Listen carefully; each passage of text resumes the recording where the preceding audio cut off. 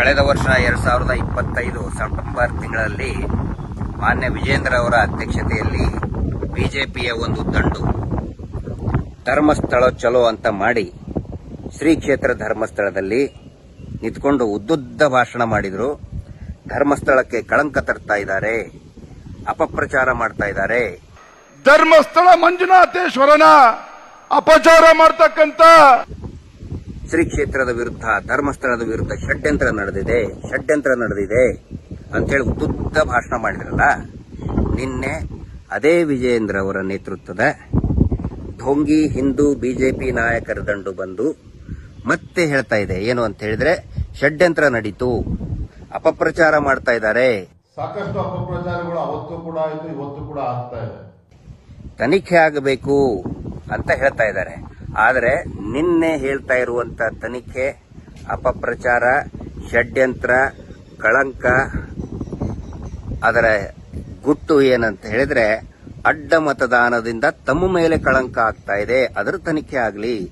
ತಮ್ಮ ವಿರುದ್ಧ ಷಡ್ಯಂತ್ರ ಆಗ್ತಾ ಇದೆ. ತಾವು ಡಿಕೆಶಿ ಅವರ ಜೊತೆಗೆ ಸೆಟ್ಟಿಂಗ್ ಮಾಡ್ಕೊಂಡಿಲ್ಲ. ವಿಜೇಂದ್ರ ಮತ್ತೆ ಡಿಕೆ ಶಿವಕುಮಾರ್ ಮತ್ತೆ ಯಾವುದೇ ರೀತಿಯ ವ್ಯವಹಾರಿಕ ಸಂಬಂಧವೂ ಕೂಡ ಇಲ್ಲ. ಆದರೂ ನನ್ನ ಮೇಲೆ ಅಪಪ್ರಚಾರ ಮಾಡ್ತಾ ಇದ್ದಾರೆ. ಇನ್ನೂ 1 ವರ್ಷ ಕಳೆದಿಲ್ಲ. ಸೌಜನ್ಯ ಹೋರಾಟಗಾರರ ವಿರುದ್ಧ ಏನು ಕಚ್ಚಾಡಕ್ ಬಂದ್ರಿ, ಈಗ ಅದೇ ಪಕ್ಷದವರು ತಮ್ಮಲ್ಲಿನೇ ಅಡ್ಡ ಮತದಾನ ಅಂತ ಹೇಳಿ ತಮ್ಮಲ್ಲಿನೇ ಕಚ್ಚಾಡ್ತಾ ಇದ್ದಾರೆ.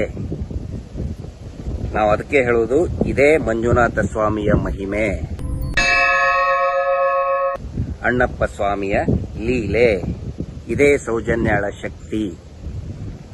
ಈ ಢೋಂಗಿ ಹಿಂದೂ ನಾಯಕರಿಗೆ ನಿಜವಾಗ್ಲೂ ಏನಾದರೂ ಹಿಂದೂಗಳ ಬಗ್ಗೆ ಕಾಳಜಿ ಇದ್ರೆ, ಶ್ರೀ ಕ್ಷೇತ್ರ ಧರ್ಮಸ್ಥಳ, ಆ ಗ್ರಾಮದಲ್ಲಿ ನಡೆದಂತಹ ಅನೇಕ ಅತ್ಯಾಚಾರ, ಕೊಲೆ, ಅದರಿಂದ ನೊಂದಂತಹ ಆ ಆತ್ಮಗಳಿಗೆ ನ್ಯಾಯ ಸಿಗಬೇಕು, ಕುಟುಂಬಗಳಿಗೆ, ಹಿಂದೂ ಭಕ್ತರ ಕುಟುಂಬಗಳಿಗೆ ನ್ಯಾಯ ಸಿಗಬೇಕು ಅಂತ ಹೇಳಿ ಮಾತಾಡ್ತಾ ಇದ್ರು.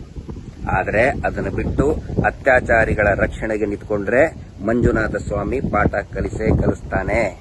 ನಾನು ಮತ್ತು ಮಹೇಶ್ ಶೆಟ್ಟಿ ತಿಮ್ಮರೋಡಿ ಅವರು, ನಮ್ಮೆಲ್ಲರೂ ಕೂಡ, ಸಮೀರ್ ಅವ್ರನ್ನ ಹಿಡ್ಕೊಂಡು ಎಲ್ಲರೂ ಕೂಡ ನಾವು ಹೇಳ್ತಾ ಇರೋದೇನು, ನಾವು ಮಾಡ್ತಾ ಇರ್ತಕ್ಕಂತ ಈ ಹೋರಾಟ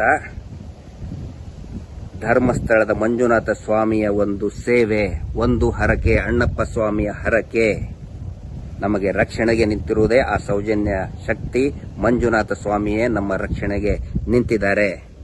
ಅದಕ್ಕಾಗಿನೇ 1 ವರ್ಷದ ಒಳಗಡೆನೆ ಮತ್ತೆ ಅದೇ ಧರ್ಮಸ್ಥಳಕ್ಕೆ ಕರೆಸಿಕೊಂಡು ಇವ್ರನ್ನ ತಮ್ಮ ವಿರುದ್ಧ ಕಳಂಕ, ತಮ್ಮ ವಿರುದ್ಧ ಅಪಪ್ರಚಾರ ಅಂತ ಹೇಳ್ತಾ ಇದ್ದಾರೆ.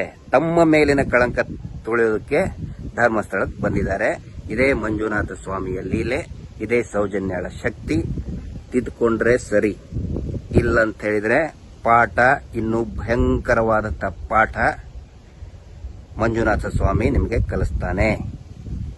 ಸದ್ಯದರಲ್ಲೇ ವೇಟ್ ಮಾಡಿ. Justice for Soujanya. ನಮಸ್ತೆ.